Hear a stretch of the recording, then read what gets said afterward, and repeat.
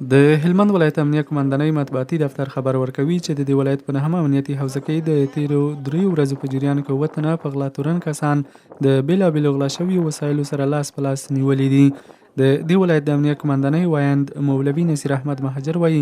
امنیتي ځواکونه د دې ولایت په ټولو ولسوالیو او سیمو کې فعاله حضور لري او هیڅ چاته به اجازه ورنکړي چې د ټولنې امنیت ته ګواښ رامنځته کړي. د تیرو 3 ورځو په جریان کې امنیتي ځواکونو د هلمند مرکز لښکرګاه ښار د نهمې امنیتي حوزې په مربوطاتو کې 7 تنه مشهور غلا کوونکي د بیلابیلو وسایطو سره لاس په لاس نیولي. د نیول شوو کسانو سره 15 عادي موټرسایکلان نیول شوي چې په مختلفو سیمو کې د هیوادوالو څخه غلا کړي وه. یاد نیول شوي غلا کوونکي به د امنیتي ځواکونو تر بشپړو پلټونو وروسته اړوند عدلي او قضایي ارګانونو ته وروپېژندل شي. دا په داسې حال کې دی چې په دې ولایت کې د غلاو او نشه یي توکو د پیر او پلور د مخنیوي په برخه کې امنیتي ځواکونو خپلې هڅې لا پیاوړې کړي دي